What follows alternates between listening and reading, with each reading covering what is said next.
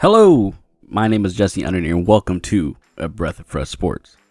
Week 11 is upon us in the NFL, and we're going to look at the top 3 games going into the next week. First game, Indianapolis Colts versus the Green Bay Packers. Now, the Colts are coming off a dominated win in Tennessee where they dominated in all 3 phases of a game. Special teams was great, offense was better, and that defense, of course, was amazing. On the other side of the ball, you have Green Bay, who although won last week against Jacksonville Jaguars, they did struggle to move the ball against a struggling team. And honestly, it did not look good. I think Green Bay should have won that game by 15 to 20 points, honestly, but they didn't. And I don't know, I think that just gave the Indianapolis Colts, okay, if Jacksonville can do that, why can't we? Personally, I like the Colts in this game. I think they have one of the best defenses in the league. They're elite. And even though their offense struggles at times, when you have a top 5 defense that can do the things that team is doing, you can afford those mistakes on offense. Now again, too many mistakes on offense is never good. But when that defense can balance it out and play good defense and get the team off the field, then, it's not as bad. Green Bay, they just look sloppy. And if the Colts can contain Aaron Rodgers like they've been doing to majority of quarterbacks this season, because this is going to be the best quarterback they've played this season, Aaron Rodgers. If they can just contain him and limit the big plays to Devontae Adams, which, is not going to be easy, but if anybody can do it, this defense can do it.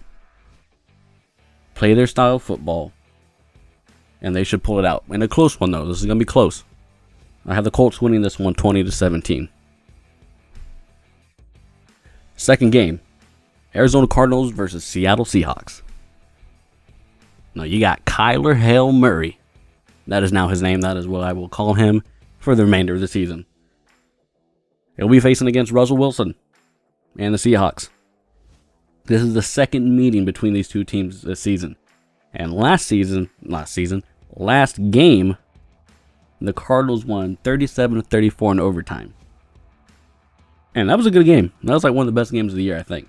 But this game holds even more importance than that game did. Because if Arizona wins this game, they will take the lead in the NFC West, holding the tiebreaker over the LA Rams, even if the LA Rams still win. But look for Seattle to get back on track in this game. They've been looking a little weird lately, I'm just going to say. Seattle has lost 3 of the last 4 games, and most of that is Russell Wilson's fault.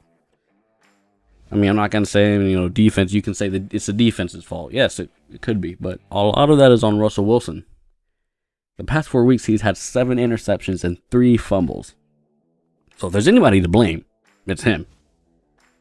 But we got to remember who this guy is. This is Russell Wilson. He's not some slouch. He's not like somebody who's just going to have a bad rest of the year, He's not Josh Allen, No, I'm just kidding. Josh Allen's pretty good. But this is Russell Wilson. This was a guy who was in the MVP talk early in the season. And still possibly could be. However, I think Seattle's going to win this one and tie the series up between these two teams. This will be a shootout as well. Just like the last game, I have Seattle winning this game 28-24. Third game, Tennessee Titans versus the Baltimore Ravens. This is the rematch I've been waiting for ever since last year in the playoffs. I knew when Tennessee won that game last year that, okay, this rematch for them is going to be good. And I think that's what's going to be for this game coming up. I know the Ravens have a bad taste in their mouth from last year. Who wouldn't? You have a great season like that. Your quarterback's the MVP. You're thinking you're going to go to the Super Bowl. But no, that did not happen. But the Titans have lost 3 of the last 4 and are coming off an embarrassing loss to the Colts last Thursday, where they just got outplayed. Plain and simple. Thanks to the punter, though. It has not been all sweet in Maryland, though, either. Baltimore has lost 2 out of their last 3 with a loss to the Steelers and the Patriots. And their win coming off from the Indianapolis Colts, who the Titans just lost to. Ravens are favored in the game by 6.5. If the Titans play like they did last week against the Colts, with all those mistakes that are happening, defense looked horrible, special teams was horrible, offense couldn't get going, they will lose that game. So obviously, what do you got to do? Get your best player involved. A.J. Brown's going to have more than one catch. Derrick Henry is going to have another 100-yard, 150-yard, maybe 200-yard game.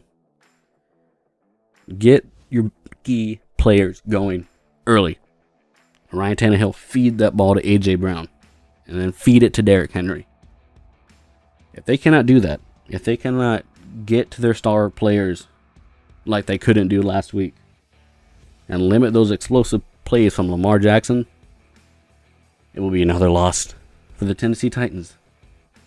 And that will make things a whole lot harder for them, because if the Colts win against Green Bay and the Titans lose, they fall back a game in the AFC South.